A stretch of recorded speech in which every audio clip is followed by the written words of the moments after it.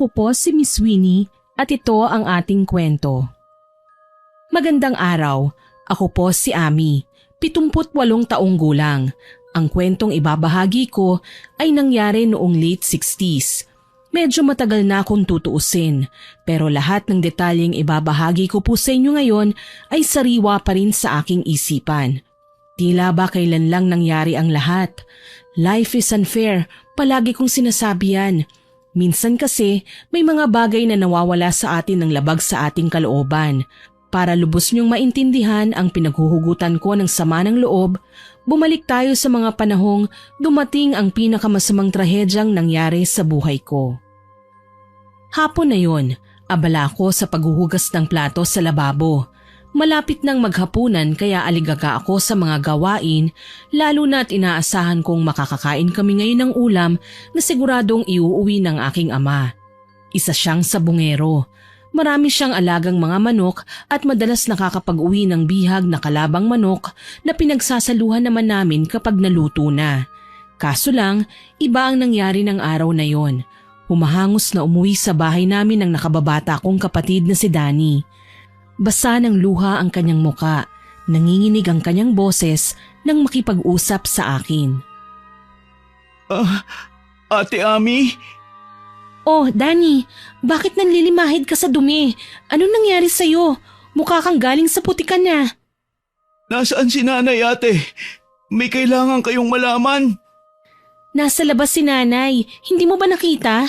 Ano ba yung sasabihin mo at mukha kang balisa? Ate, huwag kang mabibigla.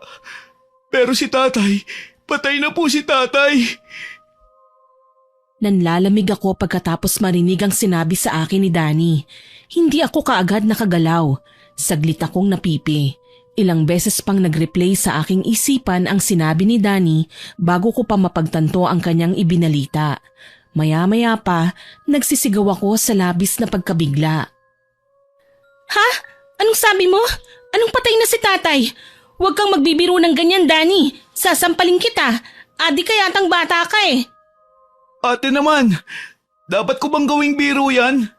May kasama nga akong tanod eh. Pinasusundo kayo para makita ang nangyari kay tatay. Diyos ko, masaya pa si tatay nung umalis kanina. Ano ba kasing nangyari? Nagkagulo ba kanina? Hindi ko po alam, ate. Pero ang sabi ng mga nakakita, may sumaksak daw kay tatay. Dahil sa sinabi ng aking kapatid, humahagulgol na tinawag ko kaagad si nanay. Naging mabilis ang aking mga kilos at hindi na pinapansin ng ibang bagay. Sobrang kinakabahan ako at tila ba lumilipad na ang kaluluwa ko. Ayaw tanggapin ng aking sistema na wala na si tatay. Inay! Inay! Oh, Ami, bakit natataranta ka? Makasigaw ka naman parang katapusan na ng mundo. Inay! Patay na po si tatay. Ano? Nasaan siya ngayon? Nasa sabungan daw po. Hala, puntahan natin ang tatay niyo.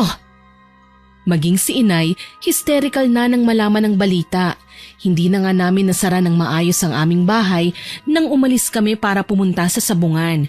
Habang naglalakad nga kaming tatlo ay hindi ko maiwasan ng pumalahaw. Diyos ko! Itay! Tatay, bakit kailangan mangyari po sa inyo ito? Mando, asawa ko. Mga walang iya kayo. Sinong gumawa nito kay Itay? Sino? Kalunos-lunos ang sinapit ng aking ama. 3 saksak sa dibdib ang kanyang natamo mula sa patalim na ginagamit sa panabong na nakatarak pa sa kanyang katawan. Nagkalat ang dugo sa sabungan.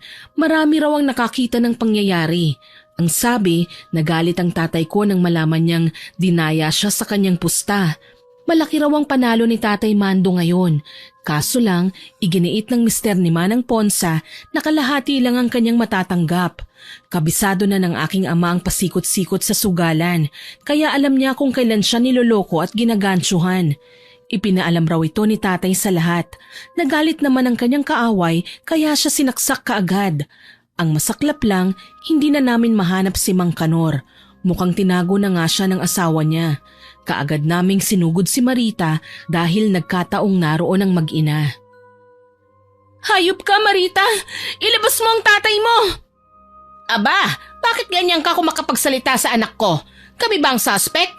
Hindi naman ah. Manang Ponsa, pwede ba tama na? Huwag niyo nang pagtakpan ng asawa niyo. Ilabas niyo na siya. Ano bang kasalanan namin sa inyo? Hayop kayo, Ponsa! Talagang kayo ang pasimuno ng gulo dito sa ating lugar. Pati asawa ko, hindi nyo nilubayan. Abay, gusto mo bang masampal ha? Makapagsalita kayo, mukhang masama na kami. Kung ipakita ko sa inyo ang hinahanap nyo ng matauhan kayo. Sige Manang Ponsa, subukan mong saktan ng nanay at kapatid ko. Sisiguraduhin kong magkakasama kayo ng asawa mo na makukulong. Sino ka para pagbantaan ako? Ang kapal ng mukha mo ha? Kami lang naman ang anak na pinatay ng asawa mo. Tama na kasi ang satsat, mga kriminal naman kayo eh. Nagkagulo ka agad sa sabungan dahil nang gagalaiti nang umatake ang aking nanay. Sinabunutan niya si Manang Ponsa na nagsisigaw naman kaya ako na ang umawat sa kanila. Ano ba? Mahiya naman kayo sa harap ng labi ni tatay. Hindi pa nga siya naisa sa ayos. Nagpapakita na kayo ng ugaling ganyan. Ikaw Manang Ponsa, talagang kinaya mo pang itago ang asawa mo ha? Gaga ka ba, Ami? Sinabi na nga ni nanay na hindi niya tinago sa bahay si tatay eh. Kulit mo ah. Palibasa hindi mo nakita kanina kung paano magyabang yan tatay mo eh. Ipinahiya niya ang ama ko, kaya siya sinaksak. Hayop ka pala Marite.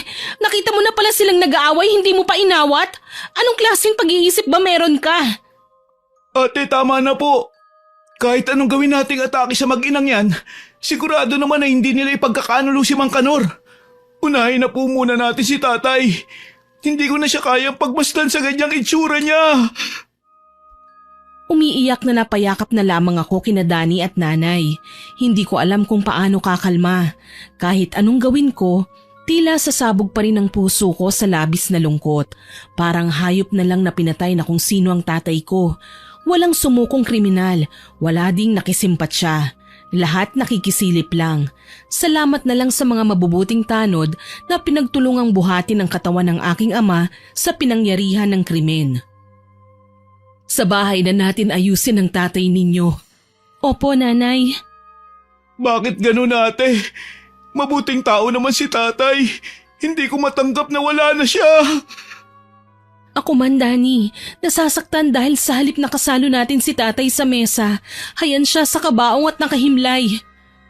Wala na tayong tatay. Huwag kang mag-alala, Dani. Hindi ako titigil hanggat hindi ko nalalaman kung nasan ngayon ang kriminal. Tutulong ako ate.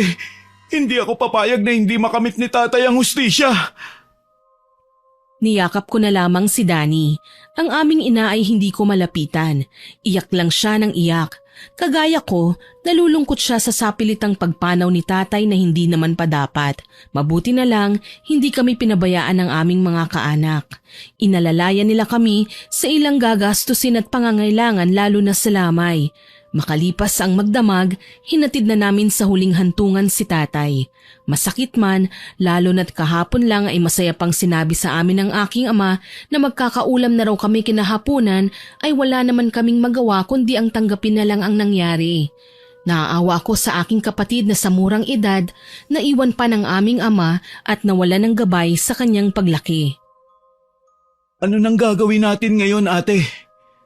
Kailangan nating bantayan ang pamilya ni Manang Ponsa, Dani. Malakas ang kutob ko na nakikipagkita sa kanila ang kanyang asawa. Kailangan mahuli ang taong yon sa lalong madaling panahon. Hindi ba delikado ang gagawin natin, ate? Wala naman tayong gagawing labag sa batas, hindi ba? Hindi rin naman tayo hahantong sa ganun, hindi ba ate? Oo naman. Oras na may mapansin tayong kakaiba sa kilos ng mag-anak, ipapaalam natin kaagad sa mga alagad ng batas.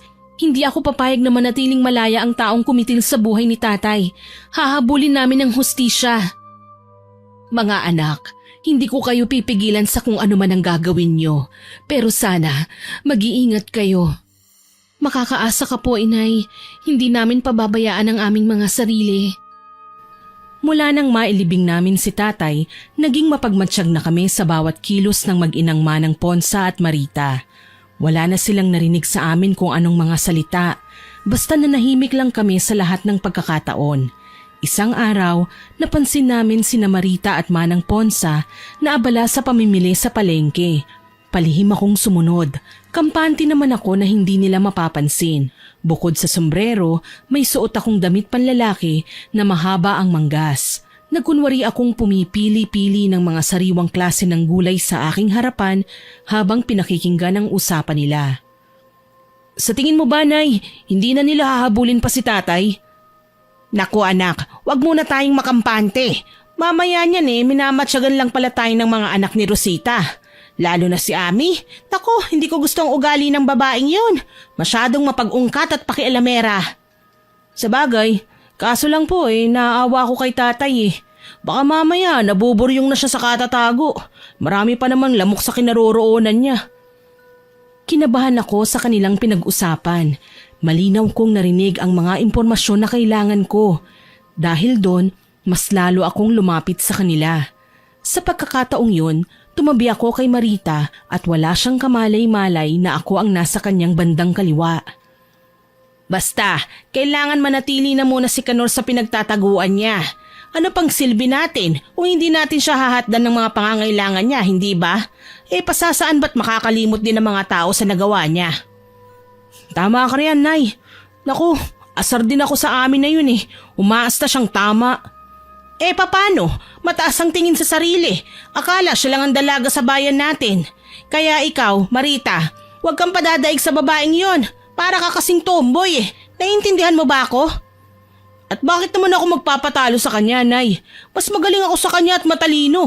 Magaling lang siyang mga tuwiran pero wala siyang diskarte. Habang pinakikinggan ko ang mga pinag-uusapan ng mag-ina, napapakuyom ako ng aking kamao. Ngayon pa lang, gustong-gusto ko nang basagin ang pagmumuka nila. Pero dahil ang punterya ko ay ang tatay ni Marita, kailangan kong habaan ang aking pasensya. Huminga ako ng malalim at pasimpleng umalis sa kinatatayuan nila. Lumapit ako kay Danny na noon ay nakaupo sa isang tindahan at naghihintay ng aking ibabalita. Ate, bumalik ka kagad?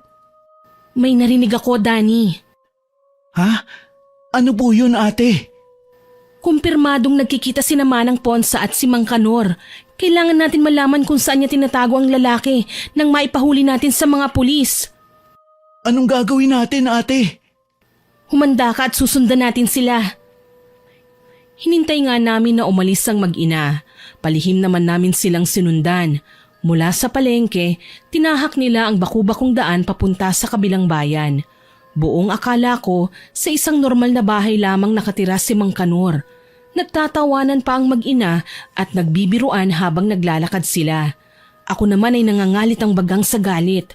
Hindi ko maiwasan na manggigil kapag naaalala ko ang ginawa ng mag-anak sa aking pamilya. Bago pa man sila makarating sa kabilang baryo, lumiko sila sa isang masukal na tubuhan kung saan may bakas naman ang makipot na daan. Sinundan namin na tila ba pathway hanggang sa makarating kami sa malawak na bakante. Walang tanim sa gitnang bahagi ng tubuhan pero may nakikita kaming munting kamalig. Doon ko nakitang pumasok si Manang Ponsa, kasama ang anak niyang si Marita. Malakas ang loob ko na nasa kamalig na yan ang asawa ni Manang Ponsa. Ano pang hinihintay natin, ate? Sugurin na natin sila. Wag, kapag ginawa natin yan, baka makaligtas sila at makatakas. Kailangan nating kumpirmahin muna bago tayo magtawag ng tulong mula sa mga tanod. Baka makatakas pa sila, ate. Wag naman sana, kailangan nilang mapahiya sa gagawin natin. Nanatili kaming tahimik at nagkukubli sa likuran ng mga nagtataasang tubo. Ate, ano na? Shh! Maghintay lang tayo, Danny. Huwag kang maiinip. Kailangan natin maging matyaga. Pasasaan ba't magdurusa din sila sa kulungan. Kasama pati si Manang Ponsa dahil itinago niya ang kanyang asawa. Huwag kang papayag na makatakas sila, ate, ah! Bakit naman tayo papayag? Hustisyang kailangan natin, Danny. Ibibigay natin yun kay tatay. Natahimik kami nang lumabas na sa kamalig ang mag-ina. May pinagpapaalaman sila sa loob kaya duda ko ang tatay yun ni Marita. Para makasigurado, pinakinggan ko ang kanilang usapan. Ingat ka rito, tay, ha? Huwag kang labas ng labas. Alam niyo naman po na may mga naghahanap pa sa inyo. Tsaka kumalma ka lang dito, mahal. Pasasaan din ba't magiging malaya ka? Alam ko yan. Kami na po ni nanay ang bahala sa konsumo nyo. Hanggat kailangan nyo pa pong magtago, susuportahan namin kayo. Tsaka ingat sa pagpunta-punta sa Batis, ha? Baka may makakita sa'yo doon. Nagmamadaling sinabunutan ko ang mag-ina dahil sa kanilang ginawa. Nagtatago sila ng isang kriminal. Yun lang ang malinaw. Kahit gaano ko pa kagustong sugurin ng dalawa, alam naman talaga namin na hindi yun ang tamang pagkakataon. Kaya kailangan namin maging matyaga sa paghihintay. Mahirap kasi umasa sa mga bagay na minamadali lang. Kailangan, oras na hulihin namin ang asawa ni Manang Ponsa, sigurado na at walang kawala. Umalis na nga ang mag-ina kaya dali-dali naman kaming umiwas sa kanilang daraanan. Nang makalagpas ang dalawa, mabilis kaming naglapit kaagad ng aking kapatid at nagbulungan. Sa tingin mo ba, ate, hindi aalis si Mang Kanor sa kubong pinagtataguan niya? Tingin ko naman hindi siya aalis hanggat walang nakakaalam na nasa kubong yan siya nagtatago. Tara na, kailangan natin sundan ng mag-ina. Sige po, ate. Naging masigasig nga kami sa pagsunod kina Manang Ponsa at Marita. Nalaman namin na pauwi na sila sa kanilang bahay. Hindi namin sila tinigilan. Maski sa tingin ko'y namamahinga sila, nasa paligid lang kami ni Danny at nakaabang sa susunod na galaw nila. Habang nagmamatsyag, napansin ko si Manang Ponsa na nagtungo sa munting kamalig sa likuran ng bahay nila. Nilingon ko kagad si Danny. Bantayin mo si Marita, ha? Iimbestigahan ko naman si Manang Ponsa. Sige po, ate. Mag-iingat ka. Ikaw din, huwag kang papahuli. Oo naman. Ako pa. Siya, iikot lang ako saglit. Hindi na nga ako nag-aksaya ng panahon na humakbang papunta sa kamalig. Kapapasok lang ni Manang Ponsa kaya hindi niya napapansin ang pagsunod ko sa kanya. Sa likuran kaagad ako ng kamalig lumibot. Napangiti ako nang may makitang may butas ang dingding kaya naman sumilip ako kaagad doon. Napakunot noo ako ng maaninag ang mga bagay na hindi ko akalaing pwedeng itago ng matanda sa kamalig na yun. Mga garapong may lamang hindi ko maipaliwanag. Sa mesa, may nakasalansan na mga libro at kung ano-anong papel na may guhit ng mga simbolong hindi rin ako pamilyar. Naisip ko baka miyembro ng isang kulto si Manang Ponsa. Kinabahan ako dahil kilala ang mga kulto sa aming lugar bilang malulupit na tagasunod ng kanilang sinasambang Panginoon. Nangunguha sila ng tao at inaalay nila pagkatapos ng mahabang dasal at ritual. Napaatras ako. Hindi ko naman alam na ang simpleng paggalaw kong yon ay makakalikha ng ingay na aagaw sa atensyon ni Manang Ponsa. Ang kalmado niyang mukha ay naalarma. Napalingon-lingon, nakikiramdam. Maya-maya pa, tinawag niya ang kanyang anak. Marita, ikaw ba yan? Anong ginagawa mo sa likuran? Namutla ako, agarang lumayo tsaka nagkubli sa nagtataas ang halamanan. Siya namang paglabas ni Manang Ponsa sa kamalig. Mabuti na lang talaga nakapagtago kaagad ako. Kung nagkataon, nahuli na kami. Halos hindi humihinga na nanatili ako sa aking kinaroroonan. Kahit kinakabahan, muntik pa akong mapahagalpak ng tawa nang makitang kakulay ng mga dahon ng aking suot na damit. Salamat naman. Marita! Marita! Nay, bakit ka ba tawag ng tawag? Ang ingay niyo naman po. Nanggaling ka ba sa likod kanina? Ha? Ano naman ang gagawin ko doon, Nay? Lintik, parang may nagmamatsyag sa atin eh. Sigurado ko, tao ang napansin kong nagtatago sa likuran kanina. O ano pong gagawin natin?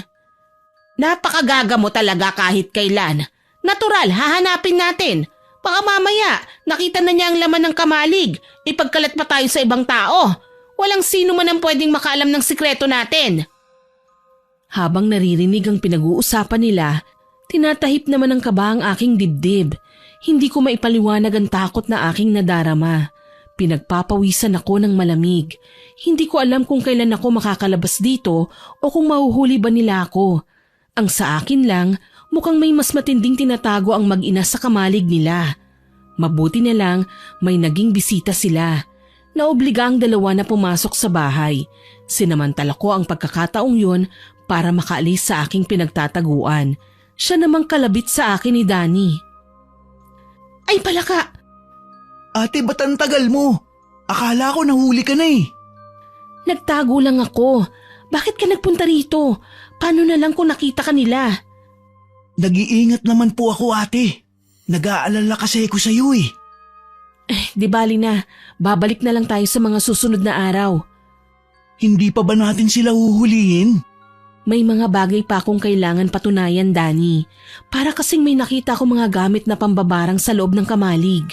Kailangan natin malaman kung saan niya gagamitin yon at kung totoo nga talagang may kakayahan si Manang Ponsa na gamitin ang mga instrumentong naroon. Nagmadali na nga kami sa pag-uwi ni Danny. Katulad ng nakagawian, dumiretso ako sa aking kwarto at sinulat ang mga bagay na napapansin ko sa pagbabantay ko kay Manang Ponsa sa pamamagitan ng diary. Ito lang naman ang meron ako noon. Wala kaming gadget na mabilis magamit para mahuli ang mga taong makasalanan, hindi kagaya ngayon. Hindi pa namin kilala ang mga touchscreen na aparato kagaya ng cellphone at digicam. Nakakatawang isipin pero ang pinakabaduy na gadget na meron noong araw ay mga mayayaman pa mismo ang nagmamay-ari. Walang-wala na nga kami nagawa pang manglait, hindi ba? Pero magkaiba lang kasi ang mga itsura ng bawat aparatong nasubaybayan ko sa paglipas ng panahon at masasabi kong may mga paborito naman ako. Mabalik tayo. Ayun nga, may oras, petsa, buwan at taon ng bawat impormasyong itinala ko sa aking notebook. Sinigurado ko na wala akong nakakaligtaan. Sa ganoong tagpo ako nakita ng aking nakababatang kapatid. Ate, maghahapunan na tayo. Tapos ka na ba riyan? Malapit na to. Konti na lang. Si nanay. Ayun, nauuna na sa mesa. Pero hindi pa nagsisimula. Nalulungkot pa rin. Palagi na lang siyang tulala. Siyempre, hindi naman ganun kadaling mag-move on, hindi ba? Ang sa atin lang, wag nating ipakita sa kanya na tayo man ay nalulungkot at nalulugmok. Kailangan tayo ang maging lakas ng loob ni nanay. Naiintindihan ko, ate. Siya nga pala. Bukas, dadalaw ako kay tatay sa sementeryo. Ikaw? Sasama ako, ate. Ninitian ko ang aking kapatid tsaka iniwan ang sinusulat. Nagpasya kaming saluhan na si nanay nang sa gayon, hindi niya gaanong maramdaman ang pangungulila kung paano mawala ng mahal sa buhay. Nay, kain na po tayo. Namimiss ko ang tatay niyo, mga anak.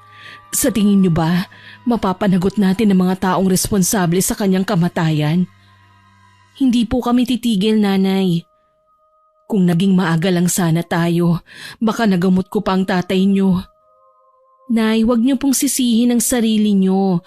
Wala naman kayong kasalanan eh. Hindi ko lang kasi maiwasang manghinayang. Wala man lang tumulong sa kanya nung mangyari ang trahedya. Hindi man lang siya sinalba ng mga nakakita. Napakarami namang nakiusyoso.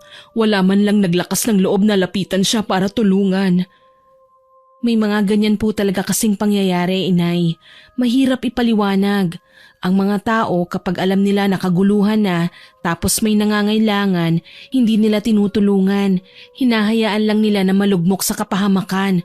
Pero kapag alam nilang malakas pa ang isang tao, ayun, lapit sila ng lapit dahil alam nila na mapapakinabangan pa nila. Ang sasama nila, ni minsan hindi sila pinagdamutan ng ama ninyo.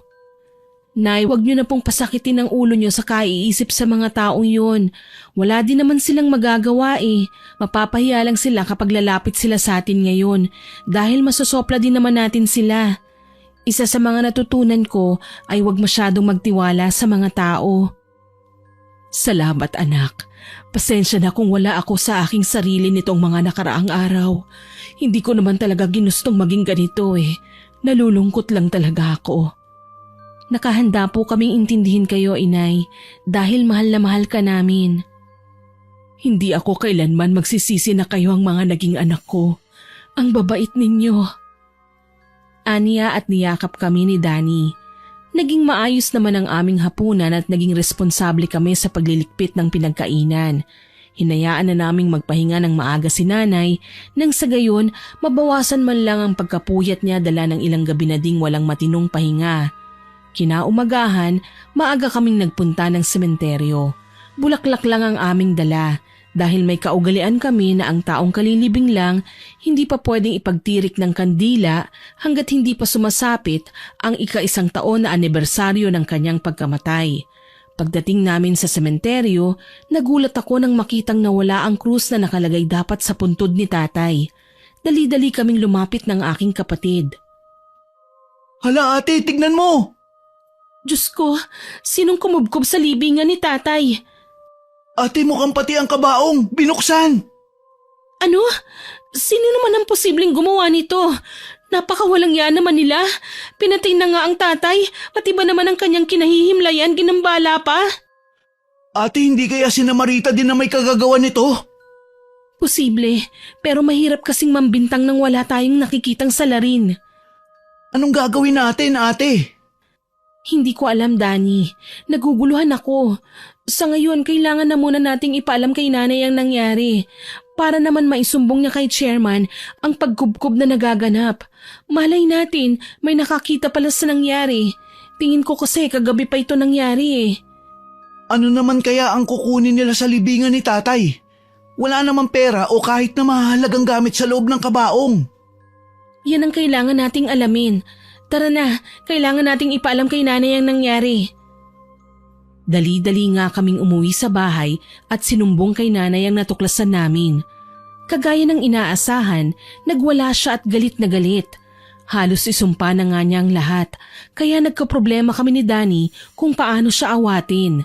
Mabuti na lang, nagawa kong ipaintindi sa kanya na kesa magwala siya ngayon, mas kailangan naming ipaalam sa may mga katungkulan ng nangyari para tulungan nila kaming mahukay ang kabaong at makita kung may mga nagbago pa sa pagkakalagay kay tatay. Nang malaman nga ito ng aming chairman, sinamahan niya kami sa sementeryo kasama ang iilang tanod maging ang supultorero. Hinukay nila ng maayos ang libingan at kinuha ang kabaong. Kinikilabutan man, tiniis ko ang lahat. Makita lang ng harap-harapan kung ano bang nangyayari sa yumao kong ama. Binuksan nga nila ang kabaong kaya kaagad naming sinumulan ng pag-iimbestiga. Sina Marita at Manang Ponsa naman ay nagkataong nariyan na hindi ko alam kung bakit nakikiusyoso din. Pero pinili na lang namin na wag silang pansinin. Nay, hindi po kayo maniniwala sa nakita ko. Pero tignan nyo, nawawala ang mga daliri ni tatay. Tama ka ate, pinutol ang mga daliri niya. Diyos ko, hindi na nila ginalang ang patay. Ano bang kailangan nila? Napakahayop ng may gawa nito. Patay na nga si tatay ay pinagkatuwaan pa nilang putulin ang daliri niya. Anong klase silang tao? Tao nga ba ate? Sus, baka naman wala talagang daliri yan tatay nyo bago pa man ilibing. Masyado lang kayong OA. Aba, uso na ngayon ang gumagawa-gawa ng kwento para sumikat. Sa tingin mo ba, matutuwa kami dyan sa pinagsasabi mo? Grabe ka naman mag-isip. Kaklaruhin ko lang Marita ha. Ano bang ginagawa nyo rito? Bakit kayo nakikialam sa problema namin? Wala naman kayong namatay na kamag-anak dito para dalawin nyo ah. At ngayon pa talaga?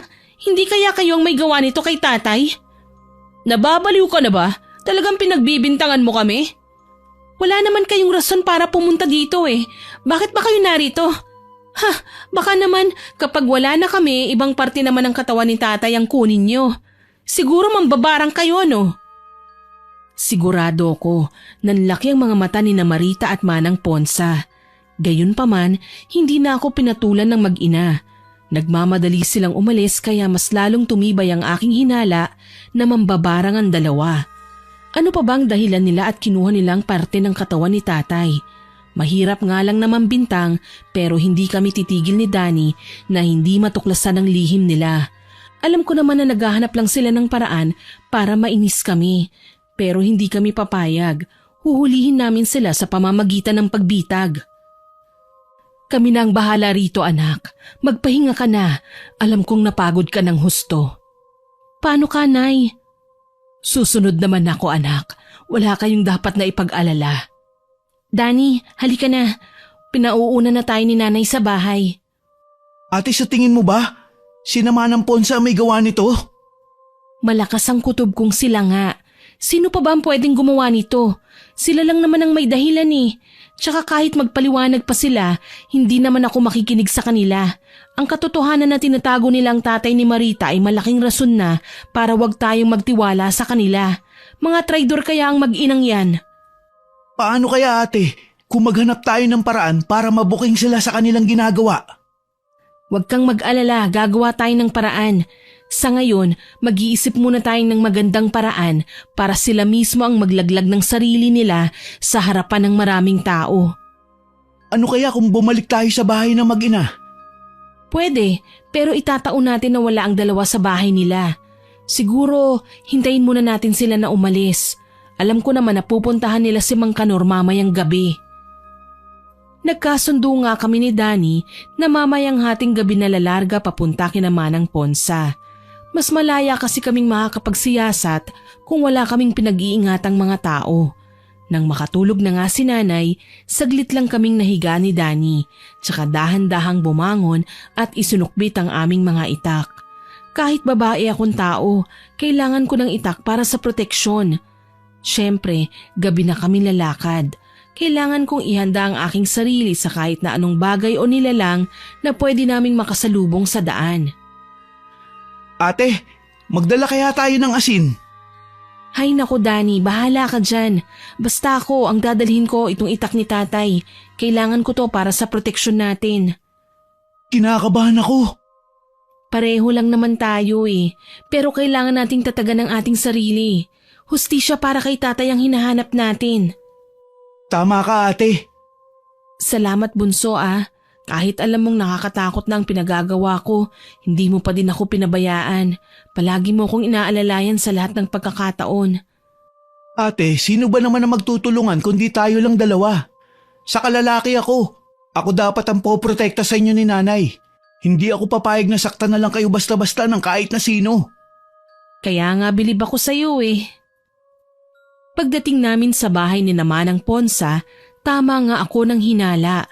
Wala na doon ang mag-ina.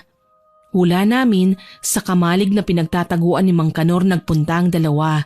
Mukhang may balak pa silang mag-family reunion dahil sa ginagawa nila. Ayos lang yun. Masusuri ko naman ng mabuti ang kanilang bahay. Danny, sa bahay ka ha. Ako sa kamalig. Ingat ka ha. Kapag may narinig kang ingay, tumakas ka na kagad. Alam mo kung saan ako hihintayin. Opo ate. Naghiwalay kami kaagad ni Danny. Dumiretso ako sa kamalig at natuwa nang makitang bukas ang pinto. Agaran akong pumasok. Hindi na ako nag-aksaya ng panahon at hinalungkat ang mga gamit ng matanda. Nagulat ako nang makita ng malinaw ang mga garapon na may mga lamang ipis, mga uod, bubuyog at tarantula. Kinilabutan ako. Sa isang garapong may kulay berdeng likido, may nakababad na mga mata ng tao. May daliri at may mga tenga. Sumama ang pakiramdam ko nang malanghap ang mga ito. Talagang may kababalaghan nga sa bahay ng mag-inang Marita at Manang Ponsa. Kumpirmadong sila ang mga mambabarang. Dahil sa labis kong galit, pinagpupunit ko ang lahat ng papel na may nakasulat na orasyon. May dala akong lighter kaya sinunog ko ang ilan sa mga ito. Nangamoy usok ang buong paligid kaya medyo kinabahan ako. Pinatay ko ang ibang naglalagablab na papel at binalingan naman ang nagkalat na mga manika. May mga larawan sa dibdib ng mga ito. Tila ba representasyon ng bawat taong gusto nilang bigyan ng karamdaman. Maya-maya pa, dumating ang aking kapatid. Ate, ano yung nasusunog? Pasensya na Danny, nakalimutan ko. Sinunog ko ang mga ilan sa mga orasyong papel at naalala ko na hindi ko pala dapat na ginawa yun. Baka kasi may makapansin. Malayo naman tayo sa kapitbahay ate, kaya hindi tayo kailangan matakot. Ang mas kailangan lang natin pag-ingatan, ang mag-ina kung sakali man na umuwi sila. Kita mo to? Kumpirmadong may ginagawang masama ang mag-ina. Wala silang pinagkaiba sa padre de pamilya nilang kriminal. Ate, sa tingin mo ba, nandito mga daliri ni tatay? Oo nga subukan kaya nating hanapin. Hinalungkat pa namin ang mga kahon kung saan may nakatagong mga gamit. Mas marami pa pala ang mga manika, karayom at langis na nakatago sa mga yun. Kinilabutan ako. May mga listahan pa ng pangalan ng mga tao na kailangan ng mamatay sa taong ito at may pangalan ng mambabarang na malakas sa buwang yun. Nakakakilabot ang matandang ito. Kailangan nating ilabas ang mga lihim niyang ito. Paano? Teka ate, nahanap ko mga daliri ni tatay. Diyos ko, talagang may label pa. Nagagamitin niya sa pambabarang ang mga daliring yun. Nakakasuka naman to. Halika, ilabas natin ang mga kahong ito. Anong gagawin natin? Basta, akong bahala. Paano? May dala kang extra na pantakip sa mukha, di ba? Isuot mo. Kailangan hindi makita ng kahit na sinong mukha natin. Masusunod ate. Nagawa nga namin ang pinakamalupit na planong panira sa buong bahay nila. Siguradong magwawala ang mag-ina kapag nakita nila ang mga orasyon, daliri, mga insekto at kung ano-ano pa na may kinalaman sa pambabarang na pagmamayari nila. Maaga din kaming nagising at inabangan sina Manang Ponsa at Marita sa daan. Kagaya nga ng inaasahan, nagulantang ang mag-ina nang makita ang kanilang mga gamit sa bawat poste sa tabi ng kalsada. Maayos na nakasabit sa mga sanga ng puno at may mga larawan pa ng mga binarang. Marami ng taong nakikiusyoso sa mga larawan, nagbubulungan at may tanong pa ng tanong kung sino kaya ang nagmamayari ng mga kagamitang yun. Nararamdaman ko gustong lumapit ni Manang Ponsa pero natatakot lang sila na mabuking sa kanilang ginawa. Ang mga tao naman kababakasan ng takot sa kanilang mga muka. Nang mga sandaling yon ay may bali-balita na kasi tungkol sa mambabarang na pumapatay talaga ng tao. Kailan lang nang may pumanaw sa aming mga kababaryo. Nabutas ang tiyan na pinamamahayan raw ng mga bubuyog. Hindi na kinaya ang kanyang pagdurusa kaya piniling pumanaw na nang makapagpahinga na ng walang hanggan. Tignan mo sila, bunso. Nag-aaway ng mag-ina. Tama, kita mo nga. Nagtutulakan na sila kung sino ang kukuha sa mga gamit. Pati na ang daliri ni tatay. Gusto pa sana nilang damputin kaso lang maraming tao. Magtago tayo. Pakinggan natin ang pinag-uusapan nila. Ano ba naman yan, Marita? Bakit nagkalat dito sa kalsada mga gamit ko? Aba, malay ko, nanay. Di naman ako nakikialam ng mga yan eh. Hindi ba't nakahiwalayan sa kamalig? Oo nga. Kaso lang, sino naman ang magkakalat niyan? Paano pa natin madadampot ang mga yan? Bakit po ba akong sinisisi nyo, Nay? Baka naman may mga taong may matinding galit sa atin ang gumawa nito. Wala naman pwedeng gumawa nito sa atin eh. Yung magkapatid na atribida lang. Sino ba? Sina Ami at Danny? Malamang, may iba pa bang pwedeng gumawa nito sa atin? Mga hayop na mga batang yan ah. Talagang sinusubukan nila ang pasensya ko. Humanda nga lang sila kapag ako ang nakaganti. Talagang iiyak sila sa sindak. Hindi ako nakatiis sa mga narinig at nilabas ko sila sa aking pinagtataguan. Hindi ako papayag na basta na lang nila kaming pagsalitaan ng hindi maganda. Gayong sila naman ang mga salarin at naging dahilan kung bakit kami nagkakaganito. Aba, sa tingin mo gagawin namin yan sa inyo? Hindi nyo kami katulad Manang Ponsa, mga mambabarang. Magdahan-dahan ka sa pananalita mo ha? Baka mamaya niyan bumulagta ka rin dyan bigla. Bakit hindi nyo subukan? Nagulat ako nang lumapit nga sa akin si Marita at sinabunutan ako. Gigil na gumanti ako sa kanya hanggang sa tuluyan na nga kaming magpambuno. Wala akong pakialam kahit saan pa kami gumulong. Ang mahalaga, masaktan ko siya at maipakita sa kanila na mas malakas ako. Maging si Danny ay natataranta nang nakiawat sa amin. Ang kaso lang, walang sino man sa aming dalawa ni Marita ang nais na bumitaw. Gusto kong kalbuhin ang babae, kaya naman nagsusumigaw na siya sa paghingi ng tulong sa nanay niya. Hoy babae! Bitiwan mo ang anak ko! Sige, subukan niyong lumapit at pagtulungan ako. Talagang makikita niyo ang hinahanap niyo. Punyeta naman Marita! Bumitiw ka na riyan at baka tayo pang masisi nila chairman! Hindi kayo aalis dito hanggat hindi niyo kinukuha ang mga gamit niyo. Mga kababayan, sina Manang Ponsa ang mambabarang. Mag-iingat kayo sa kanila! Lapastangan ka? Kayo ang lapastangan Manang Ponsa, pati na ikaw Marita. Hayop kayo, mamamatay tao na nga kayo ay tinatago niyo pa si Mang Kanor. Isuko niyo na siya. Wala kang katibayan sa mga binibintang mo. Gusto mo bang lumobo yan tiyan mo at labasan ng napakaraming insekto ha? Sige gawin niyo, nang malaman ng lahat ng tao ang pagiging isang mambabarang niyo. Hayop kayo, wala kayong Panginoon, kaya pala ang sasama niyo. Naging masama lang kami dahil sa inyo. Matanda na kayo pero pasimuno pa kayo ng kasamaan. Ilabas niyo ang asawa niyo. Napasigaw ako nang makisali na si Danny sa away naming mga babae. Pinagbabalyan niya sina Marita at Manang Ponsa, tsaka niya ako inalalayan. Umiiyak na siyang makita akong duguan at maraming galos. Paano ba'y habang nakikipagsabunutan ako, sa simento ako tumama at nangudngod.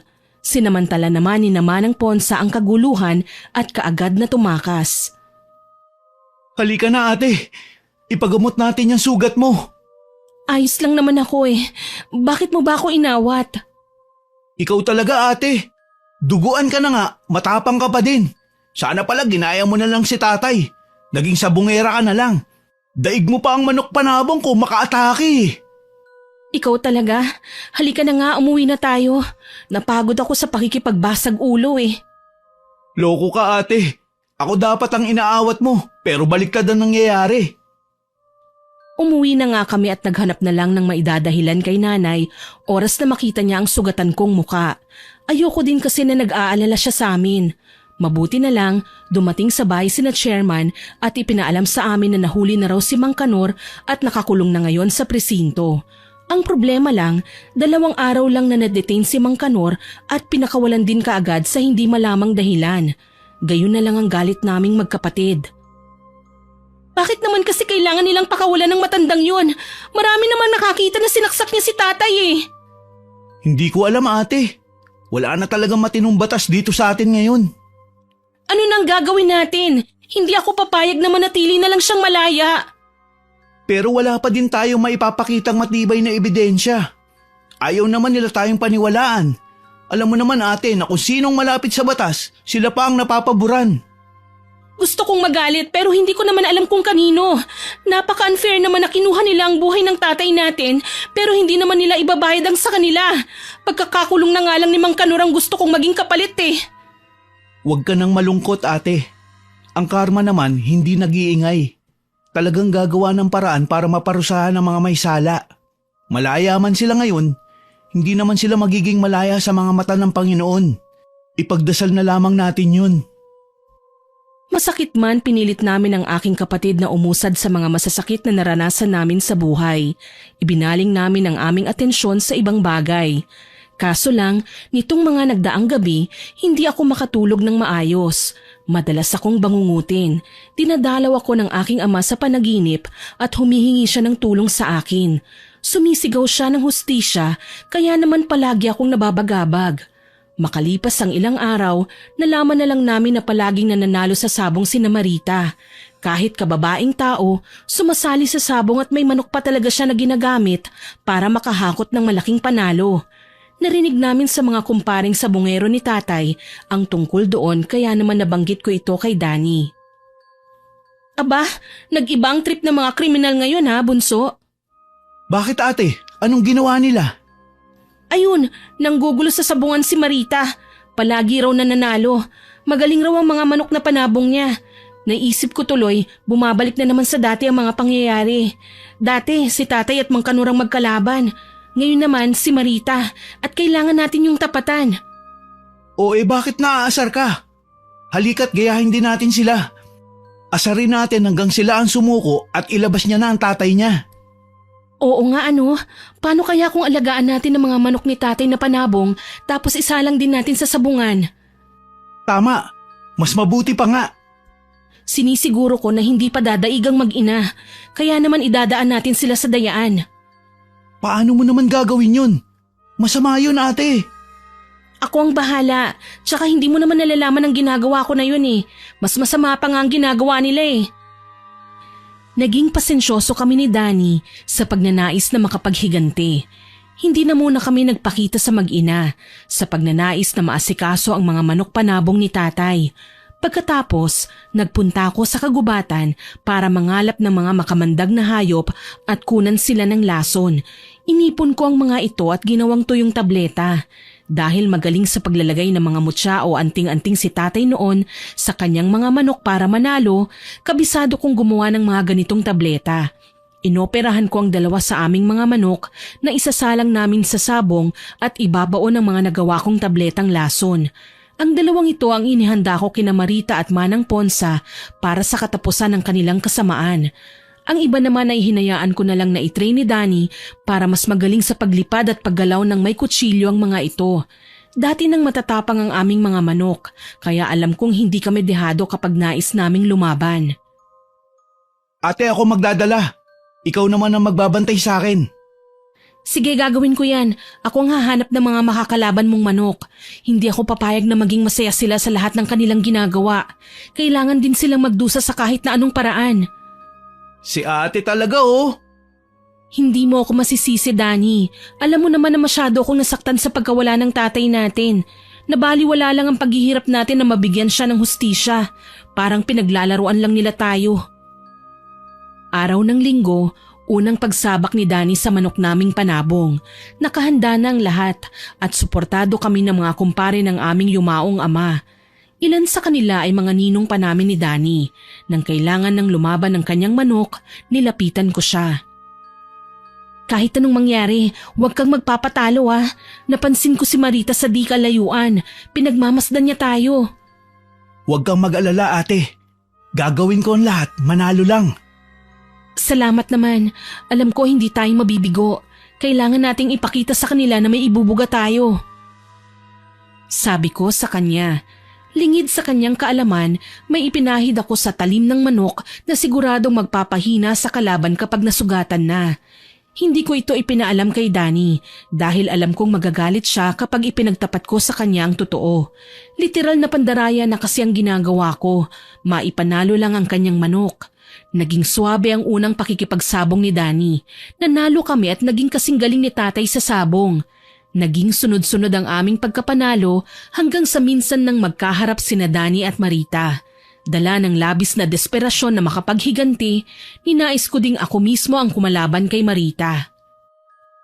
Kung si tatay nagawa nilang lokohin at saktan, pues hindi niya magagawa sa akin ang bagay na yon. Kaya hayaan mo kung ako munang humarap sa kanya. Sige ate, ikaw ang bahala. Wala naman akong problema kung sino sa atin ang kakalaban sa kanya eh. Salamat Danny, bibigyan natin sila ng magandang laban. Sa unang pagkakataon mula ng huli naming pagsasabunutan, ngayon lang kami ulit nagkaharap ni Marita. Babae sa babae, sugarol laban sa sugarol, anak laban sa anak. Aba, matapang na tayo ngayon ah. Pati pagsasabong ng manok pinasok mo na. Bakit ikaw?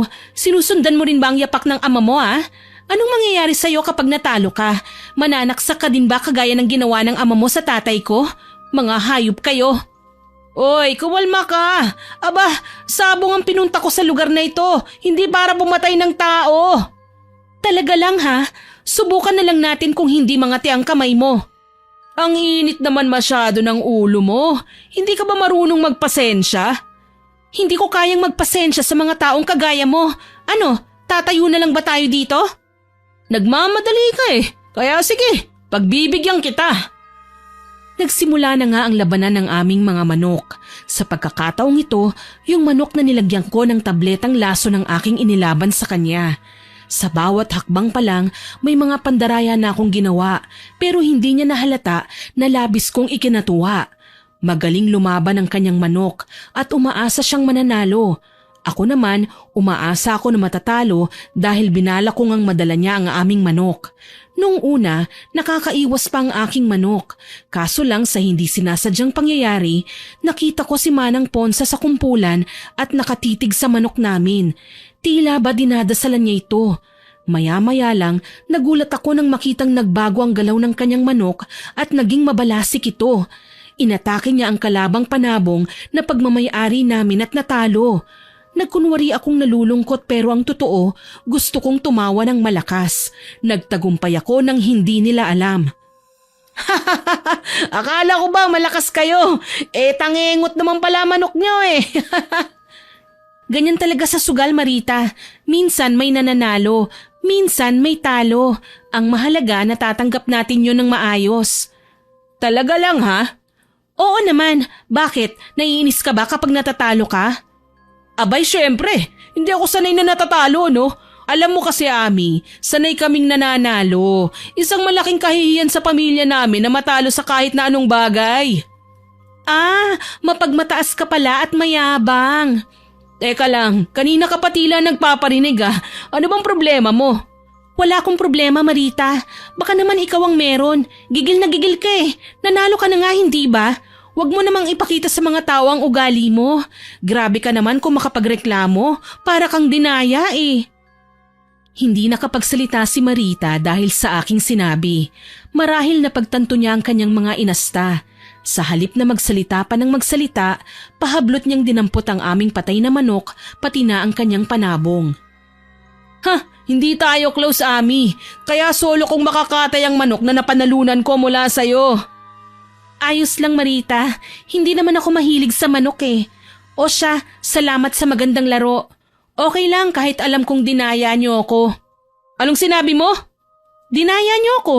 Huwag ka nang tumanggi. Nakita ko naman ang ginawa ng nanay mo eh. Sa bagay, isa siyang mambabarang. Kaya niyang gawin ang mga bagay na yon. Abat, Marita, halika na! Hindi ko binati si Manang Ponsa. Literal na tiningnan ko lang siya mula ulo hanggang paa. Ipinakita ko na hindi ako natutuwa sa presensya niya. Basta na lang akong umalis at lumapit kay Danny na kaagad naman akong sinalubong. Ano ate, kumusta? Nagtagumpay tayo, Danny. Hawak na ni Marita ang manok natin. Ngayon matitikman na nila ang matamis nating ganti. Sigurado ka na ba talaga rito ate? Baka kasi malaman ni nanay ang ginagawa natin. Malalaman ni nanay kapag ikaw mismo ang nagsumbong. Mas takot ka talaga sa dalawang mambabarang kesa sa kaluluwa ni tatay, Danny. Okay lang sa'yo, pero sa akin hindi niya ako pinapatulog. Palagi niya akong sinisingil sa hustisya na pinangako ko. Kaya kailangan kong gawin ang mga bagay na ito. Halika na, kailangan natin sundan ng mag-ina. Pasensya na ate. Alam ko naman po na kailangan ni tatay ang hustisya. Hindi lang kasi ako sanay na gumawa ng ganito. Alam mo ang turo sa atin ni nanay, hindi ba? Huwag tayong maghihigante. Kahit pagaano kalupit ang ginawa nila sa atin. Kagaya nga ng sinabi mo, life is unfair. Kahit English yun ate, alam ko ang ibig sabihin. Huli na ito, Danny. Ipinapangako ko, pagkatapos ng gagawin nating ito, hindi na ako kailanman mandaraya sa sugal. Sina Marita lang din naman ang ginawan ko ng ganito eh. Umalis na nga kaming magkapatid sa sabungan at nagtungo kami sa bahay ni Manang Ponsa. Naningkit ang mga mata ko nang makita si Marita na abala sa pagtanggal ng balahibo ng manok. Si Manang Ponsa naman ay nasa likuran ng babae at pinagmamasdan ng anak niyang linisin ang manok. Ikaw, Nay, sinabi ni Ami na nandaya ka raw. Akala ko ba magbabagong buhay na tayo? Yun ang sinabi ni tatay sa atin, hindi ba? Hindi ko kasi maiwasang mainis sa tuwing sasabihin ng tatay mo na kasalanan naman namin kung ba't kami natalo. Kaya niya nasaksakan tatay ni Ami noon. Bakit kasi inorasyonan niyo pa yung manok panabong natin? Ayan, nagkamali ka sa nadasalan mo. Yung manok ni Naami ang natalo. Sabi ko naman sa'yo, hayaan mo na ako sa diskarte ko, di ba? Tama din naman kasi si tatay eh. Kung hindi kayo nakialam, mamamatay din naman sana ang buong pamilya ni Ami kung hinayaan mo siyang maniobra ang lahat. Ang kaso, nakialam kayo. Kaya natalo ang manok ng tatay nila Ami. Nagtalo sila ni tatay. Nalaman na nandaya tayo. Kaya bago pa niya ibulgar ang totoo, sinaksak na niya ang matanda. Matagal na nga namin ginagawa ang bagay na yon. Ano ka ba? Matagal na kaming nandaraya. Tama, dahil hindi nila alam na bukod sa pagiging mambabarang, kayo mismo ang babaeng mandaraya sa sugal. Huwag kang mag-alala, huling pandaraya ako na yon. Mahiya naman tayo sa tatay mo. Siya naman ay nagbabagong buhay na. Nagsisi na raw siya sa ginawang pananaksak sa ama ni Ami. Hindi naman talaga tayo kriminal hindi ba? Sadyang may mga bagay lang talaga na mahirap tanggapin kaya nakakagawa tayo ng mali. Alam nyo, Nay, totoong inis ako dyan kay Ami. Pero nakaka-relate din ako sa galit niya sa atin Ikaw ba naman ang bawian ng ama, hindi ba? Pero syempre, hindi ko pa rin naman gustong kumampi sa babaeng yun. Hindi ko siya gustong maging kaibigan. Hindi ko alam kung ano ang aking mararamdaman habang pinakikinggan ang usapan ng mag-ina. Nagagalit ako na hindi ko naman mailabas. Nakukonsensya pa naman ako kanina dahil nandaya ako. Pero si Manang Ponsa pala, numero 1 nandaya din. Ang masaklap pa, matagal na niyang ginagawa ang bagay na yun. Napansin kong natahimik ang mag-ina kaya muli ko silang sinilip.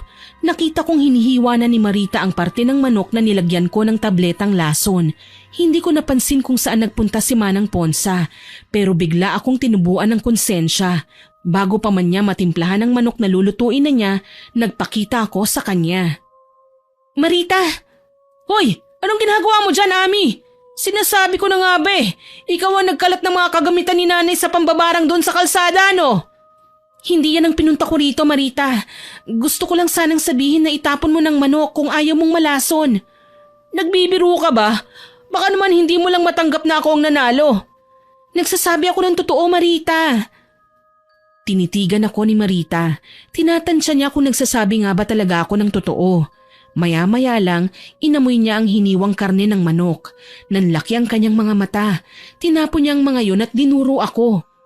Umalis ka na! Habang wala pa si nanay! Umalis ka! Natatarantang nagtatakbo ko palayo kasama si Danny. Hindi ko malaman kung tama ba o mali ang aking ginawa. Ang tumatak lang sa aking isipan, ginawa ko ang tama. Hindi ko napatay sina Marita at Manang Ponsa. Nagawa ko pang iligtas sa mga buhay nila. Nang makalayo na kami sa bahay ng mag-ina, napasalampak ako ng upo sa lupa. Umiyak ako. Ngayon lang ako natakot ng ganito sa tanang buhay ko.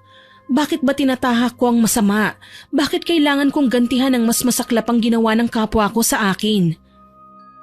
Ate, ano ba nangyari? Bakit kinausap mo si Marita? Nakonsensya ako, Danny.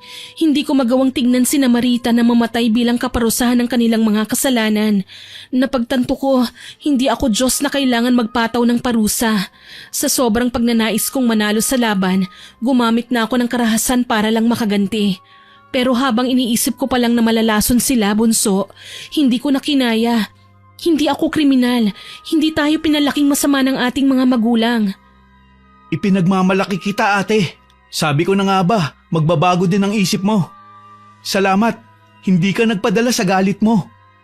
Totoong galit ako, Danny. Pero bakit kailangan kong pumatay? Kapag pinatay ko sila, gaganti rin sila sa atin. Ayoko nang mabawasan pa tayo. Tatatlo na nga lang tayo eh. Bakit papayagan ko pang may makuha sila sa atin? Siguro naman hindi ganun kasama si Marita para ipagkanulo tayo sa kanyang ina. Tama ka, ate. Ang tao kahit masama, may natatago ding kabutihan. Ang kriminal, nakokonsensya din sa katagalan. Nagsasawa sa ginagawa niyang krimen. Pinipili niyang magbago. Niyakap ko si Danny tsaka ako humagulgol ulit. Tinawanan lang niya ako at inakbayan. Tsaka kami magkasamang umuwi sa bahay. Kinagabihan, nilagnat na ng todo si Danny. Hindi ko alam ang dahilan ng pagkakasakit niya pero takot na takot kaming pareho ni nanay. Saan ba naman kasi kayo nagpasyal mga anak? Ano bang ginagawa niyo? Ako na talaga ang kinakabahan sa inyo eh. Nay, sa labas lang naman kami namasyal ni Danny eh. Wala naman kaming ginagawang masama. Napapansin ko, madalas na naman kayo nagpupunta sa sabungan. Sinasabi ko sa inyo ha, iwasan niyo na ang sabungan. Ayokong naririnig na nakikipagsabungan kayo kina Marita. Alam niyo naman ang ugali ng mag-inang yun. Nahinto sa pagsasalita si nanay nang bumangon si Danny at nagsuka ng todo. Nagulat kami nang imbis na mga kinain lang niya kaninang hapunan ng ilabas ay may humalo pang maliliit na butiki na nagpasigaw sa akin. Sinasabi ko na nga ba, may ginagawa kayong hindi maganda. Nay, wala po. Hindi po talaga kami naging pasaway sa labas. Namasyal lang kami ni Danny at wala na kaming ibang ginagawa. Ihanda mo na ang mga gamit ko. Kailangan kong gamutin si Danny. Ano po bang nangyayari sa kanya, nanay? Base sa nakikita kong paghihirap ngayon ng kapatid mo, malakas ang kutob ko na siyang naging biktima ng pambabarang. Pero, mamaya na tayong mag-usap. Kapag pinatagal pa natin ito, magiging malala pa lalo ang kalagayan ni Danny. Natutop ko ang aking bibig dahil sa mga sinabi ni nanay. Hindi ko tuloy alam kung paano ko ipagtatapat sa kanya ang aming ginawa. Natatakot ako, lalo na't alam kong hindi niya magugustuhan ang aking ginawa. Kung sana lang talaga hindi ko napinlano ang lahat ng yon. Ngayon, nagdurusa si Danny dahil sa kagagawan ko. Mabuti na lang, hindi napuruhan si Danny. Gumaling din siya sa pagsusuka makalipas ang mahabang gabing paghihirap. Kasalanan ko to. Kung sana hindi ko na pinilit ang gusto ko. Ate, wala kang kasalanan. Saka hindi kita sinisisi. Okay naman na ako eh. Ami, wag mo nang gagawin pa ulit ang mga bagay na ginawa mo ha. Ayoko nang maulit pa yon. Nanay, pasensya na po. Hindi ko naman po ginustong mangyari yun eh. Alam ko, pero wag niyong gagayahin ang mga taong kriminal. Nagagawa nila ang mga bagay na yun dahil halang na ang kaluluwa nila. Samantalang kayo, kay babata pa ninyo eh. Hindi kayo dapat na sumasalang sa mga gawaing hindi naman namin itinuro sa inyo. Masama yun. Naiintindihan po namin, Inay. Pasensya na po kayo. Paano niyo po pala nalaman ang tungkol sa ginawa ko? Nagsagawa ako ng pagtatawas. Nalaman ko at nakita sa aking diwa ang eksaktong ginawa niyong dalawa. Mula noon, nagsilbing aral na sa akin ang mga nangyari. Pinili ko nang iwasan ang mga bagay na madadamay ang aking kapatid. Mahalaga sila ni nanay sa akin, kaya kahit may nasimulan na ako, mas pinili kong magbago. Makalipas ang ilang araw, dumating si Marita sa aming bakuran at galit na galit akong basta na lang sinabunutan. Hayop ka, Ami! Aray! Ano ba? Walang yaka? Muntik mo na kaming lasunin ah! Hindi naman nangyari, hindi ba? Hindi ako kagaya ninyo, Marita. Hindi ko magagawang pumatay ng tao, kahit gaano ko pa kagusto. Paano kung namatay kami, ha? Naisip mo ba yon, ha? Naisip ko na yon, Marita. Quits na tayo kapag namatay kayo. Pero napagtanto ko hindi ako kriminal. Hindi ko kayo kayang patayin kagaya ng kaya niyong gawin sa amin. Natigilan si Marita sa aking sinabi. Napayuko siya. Binitiwan ang pagkakasabunot sa aking buhok. Maya-maya pa, umiiyak. Pinagmasdan ko na lang siya at hindi ako nagtangkang lumapit. Sa halip, lumayo ako sa kanya at inayos ang aking buhok. Hindi ko na alam kung dapat ko pa bang sabihin ito. Pero pasensya na ah. Pasensya na sa lahat ng pagkakamaling nagawa namin. Alam kong naging masama rin ako. Hindi ko man lang sinaway sina tatay at nanay sa pinaggagawa nila. Pero nung makita mong kakainin na namin ang manok, yun lang naman ang senyalis na hinihintay ko para itigil ng ginagawa namin. Kung sa akala mo ay ako ang nandaraya, nagkakamali ka. Kagagawan yun ni nanay. Ginagamit niyang kakayahan niya para mambarang. Anong ibig mong sabihin? Ang mga nakita mong kagamitan sa kamalig namin ay matagal nang gawain ni nanay. May mga napatay na siya gamit ang pambabarang. Ang mga taong yun ay walang kasalanan. Nagawan lang ni nanay ng paraan para patahimikin dahil silang nakakaalam ng kanyang lihim. Nung namatay ang tatay mo, hindi namin pinlano yun. Nagkaroon lang sila ng hindi pagkakaintindihan. Pero may kinalaman si nanay sa pagkamatay ng tatay mo. Anong ibig mong sabihin, Marita? Ang mga mambabarang ay maraming taglay na kakayahan. Kaya nilang saktan ng kanilang mga kakilala. Kaya nilang baliwin at bigyan ng karamdaman. Higit sa lahat, kaya nilang isailalim sa hipnotismo. Sa pamamaraang yun, nagawa ni nanay na mapatay ang tatay mo. Kailan ko lang nalaman ang lahat ng yun nang minsang marinig ko ang pagtatalo ng mga magulang ko. Pero bakit mo sinasabi sa akin ang lahat ng ito ngayon? Bilang pasasalamat sa ginawa mong pagbawi sa dapat sana ay gagawin mo sa amin. Kaya ako naisip na ipagtapat sa iyo ang mga nalalaman ko.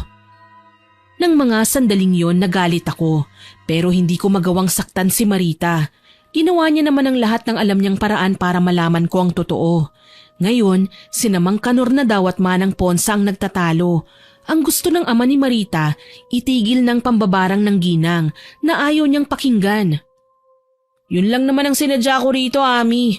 Ang pakiusap ko lang, iwasan niyo na si nanay. Hindi ko na kasi siya mapagsabihan ngayon ng maayos eh. Galit na galit siya nang malamang may laso ng manok na napanalunan namin. Kaya ba pati kapatid ko binarang niya? Oo, pero nagawan ko naman ng paraan yun. Kahit hindi ako nagsagawa ng barang, kaya kong bawiin ang binigay niya kay Danny dahil anak niya ako. At may kakayahan din ako. Namulat na ako, Ami. Sana ikaw din. Tipid akong napangiti sa kanyang sinabi. Hindi ko alam kung bati na ba kami, pero alam kong matatapos na ang gulo sa pagitan namin. Hindi ko na ipipilit pang kunin ang hustisya na nararapat kay tatay. Balang araw, naniniwala ako na makakamit din namin yon. Nang muli kong lingunin sana si Marita para magpasalamat, wala na siya sa kanyang kinatatayuan. Umalis siya nang hindi man lang nagpapaalam. Pero ayos lang, alam ko naman na magiging normal na din ang aming kalagayan pagkatapos ng araw na ito. Lumapit si Danny at kunot noong tinanong ako. Ate, sino pala ang bisita natin? Si Marita, umalis na siya. Sinabi lang na wag ko nang uulitin ang ginawa ko. Sabi ko sa'yo, di ba? Kahit ang masasama, nakokonsensya din. Loko ka talaga, pinag-alala mo ko ah. Akala ko tuloy kung ano na nangyari sa'yo. Naku ate, malakas ako. Promise. Sigurado yan ah? O paano, pasyal tayo? Tara, kaalis lang ni nanay, kaya pwede na rin tayong gumala. Saan mo ba gusto ate? Sa sabungan tayo magpunta. Siguradong maraming maglalaro ngayon. Balita ko yung mga dating sugarol noon nagsisibalikan na ngayon. Mukhang kasama yata ang tatay ni Marita. Sana, wag na sila mandaya no? Huling pakiusap daw niya yun sa anak niya bago siya sumuko sa pulis para pagbayaran ng ginawa niyang kasalanan kay tatay. Talaga ba ate? Naku, nakakatuwa naman. Ngumiti lang ako at hindi na nagsalita pa. Alam ko naman na namulat na si Marita sa kung ano ang mali at tama. Ang tanging masasabi ko lang sa kanya, sana mas pag-igihan pa niya ang pagiging mabuting tao. Alam ko na balang araw, dadaloy ulit ang blessing sa pamilya niya. Pagdating namin sa sabungan, marami ng tao. Nagpupustahan ng mga kalalakihan at natatanaw ko sina Marita at Manang Ponsa sa di kalayuan. Mukhang nagtatalo ang dalawa. Dala siguro ng matinding kuryosidad, naisip kong lapitan ng mag-ina para pakinggan ang kanilang pinag-uusapan. Sumusobra ka na talaga, Marita. Bakit kailangan mong pakialaman ng pambabarang ko kay Danny? Dapat patay na ang batang yun ngayon. Nay, ilang beses na ba tayong pinagsabihan ni tatay na magbagong buhay na tayo? Ano bang makukuha natin sa pagbabagong buhay? Hindi ko kasi kayo maintindihan na mag-ama. Puro na lang kayo matitino. Dati, kinukonsinti ko ang ginagawa nyo. Pero mali inay eh. Sa atin pa din babalik ang karma. Tayo pa din ang magdurusa. Hindi ka naman dating ganyan ah. Bakit kailangan mong maging mabait? Ano, sinusuway mo na ba ako bilang iyong ina? Baka nakakalimutan mo. Ikaw pa rin ang magmamana ng pagiging mambabarang ko. Ayoko maging mambabarang inay. Sawa na ako sa ganito. Gusto ko naman ng mabuhay ng normal. Pagkatapos nun, nakita kong nilayasan ni Marita si Manang Ponsa. Gusto ko man siyang lapitan para kausapin, pinigilan ko ang aking sarili. Ayokong madamay sa away nila. Baka sa walang lugar na pakikialam ko, ako naman at ang pamilya ko ang mapagkatuwaan ni Manang Ponsa. Kita ko ang panlilisik ng kanyang mukha nang sundan niya ng tingin si Marita. Maya-maya pa, may nilapitan siyang nakataling manok at inorasyonan. Ilang sandali pa, nagulantang ako. Naging hulas ang manok at tila nagkaroon ng sariling isip. Kinabahan ako, mukhang may binabalak siyang masama. Dahil sa takot, kaagad akong umalis sa pinagtataguan at bumalik sa aming pwesto. O ate, saan ka nang galing? Naihi kasi ko eh, naghanap ako ng mapagtataguan. Ah, magsisimula na raw. Unang lalaban si Mang Kanor at ang kalaban niya. Ano? Kinabahan ako habang pumapasok sa tila baring ng mga manok si Mang Kanor at ang kalaban niya. Pareho silang may dalang manok. Naroon din ang referee. Maya-maya pa, nagsimula na ang labanan ng mga manok. Maayos naman ang kanilang unang pagsabak sa laban. Nag-iiwasan at nagpapakitang gilas. Kaso lang, hindi namin alam kung anong nangyari at basta na lang huminto sa pakikipaglaban ng manok ni Mang Kanor. Mabalasik nitong tinignan ng may-ari ng kalaban niyang manok at sa labis naming panggigilalas, ang mismong tao ang kanyang inatake. Diyos ko, anong nangyayari? Bakit inatake na ng manok ang kalaban ni Mang Kanor? Itay! Anong nangyayari? Bakit inaatake ng manok natin ang tao? Umiwas ka, Itay! Baka po matamaan kayo! Tumayo ako at napasa po sa dibdib. Kitang-kita naming lahat kung paano pinagsasaksak ng manok ang kalabang tao ng tari na nakatali sa kanyang paa. Tinamaan ng lalaki sa mata, sa muka, sa leeg, pati na ang kanyang tiyan. Malalapad at malalalim ang sugat na nilikha nito dahilan para bumuka ang mga hiwa tsaka lumuwa ang kanyang mga bituka. Hindi ako nakatiis at sumuka. Maging si Danny na nagtatangkang lumapit doon ay pinigilan ko. Huwag kang pupunta doon, Danny. Delikado. Parang sinapian ng manok nila. May tangan pa naman yung tari. Kailangan natin silang tulungan. Kung gusto mong humingi ng tulong, magtawag ka ng tanod. Bilis! Nagtatakbo nga si Danny palayo sa sabungan. Ako naman ay nakasiksik lang sa tabi habang nakatingin sa mga nagkakagulong tao. Mistulang may nangyaring holdapan pero ang totoo, manok lang ang kinatatakutan naming lahat. Sa pagnanais ni Mang Kanor na mapatigil ang kanyang manok, nilapitan niya ito na naging isa niyang malaking pagkakamali. Sa halip na huminto, siya naman ang binalingan ng manok. Maliban sa saksak na kanyang natamo ay tinuka ng tinuka ang kanyang mga mata hanggang sa tuluyan na nga siyang mabulag. Ang kanyang leeg naman ay lumaylay na animoy ginilitan gamit ang itak. Nang makita ito ni Marita, natataranta niyang nilapitan ng kanyang ama. Wala naman akong nagawa kundi ang sumunod sa kanya. Itay! Anong nangyari? Marita, huwag kang lalapit dyan! Baka mapahamak ka! Kailangan kong pigilan ng manok! Ang tatay ko! Baka patayin ang tatay ko! Marita, makinig ka! Ang nanay mo ang may gawa niyan! Nakita ko siyang dinadasalan ng manok na nakatali kung saan kayo nag-uusap kanina! Sa tingin ko, inurasyonan niya ang manok para magwala ng ganyan! Siya namang pagdating ni Manang Ponsa na mukhang hindi na paghandaan ang pangyayari. Nang makita niya sa sabungan ng kanyang asawa, duguan na ang matanda at mukhang naghihingalo na. Kay laking sugat ang ginawa sa kanya ng nagwawalang manok na maging ang kanyang mga bituka ay pinaghihiwa pa kaya bulwak na lang ng bulwak ang dugo. Masahol pa ito sa nakakadiring barang na aking nakita. Masahol pa sa tinubuan ng mga insekto sa kanilang katawan. Nagsuka ko at napasandal sa isang tabi nang makitang tila karne na pinaghihiwa ng manok ang dalawang lalaking biktima. Si Marita naman na animoy nawawala sa kanyang sarili, mabagsik na nilingon ang kanyang ina. Anong ginawa mo, inay? Anong ginawa mo? Ang kalaban lang ang gusto kong patayin. Hindi ko naman alam na sasanggain ito ng tatay mo. Hindi nyo alam? Nang dahil sa pagnanais nyong maghigante, ganito ang inabot ni tatay sa mga kamay nyo. Hayop kayo, inay. Wala kayong kasing sama. Hindi ko naman alam na papalpak ng ganito ang ginawa kong orasyon. Gusto ko lang naman na manalo tayo. Kinamumuhian kita, inay. Ikaw ang pumatay kay tatay. Humalo ang lakas ng palahaw ni Marita sa malamig na hanging tila ba nakikiusyoso din sa nangyaring krimen. Ang manok na kanina lang ay animoy sinaniban ng masamang maligno, ngayon tutuka-tuka na lang sa isang tabi na parang walang nangyari. Sadyang kahiwaga ng mga naganap ng hapon na yon na maging si Nanay Rosita na pasugod sa pinangyarihan ng krimen at nagsuka dahil hindi kinaya ang nakitang kababalaghan sa kanyang harapan. Tunay ngang ang karma nang humanap ng paraan para maparusahan ang mga may sala. Ngayon matatahimik na ang inyong ama dahil nakamit na niya ang hustisya. Ano na po ang mangyayari kina Marita at Manang Ponsa, inay? Sila lang ang nakakaalam. Kaya pakatatandaan niyo, anak. Huwag na huwag kayong gagawa ng kahit na anong ikasasama ng iba para huwag itong bumalik sa inyo na 3 beses din ng bagsik. Tumango kaming dalawa ni Danny.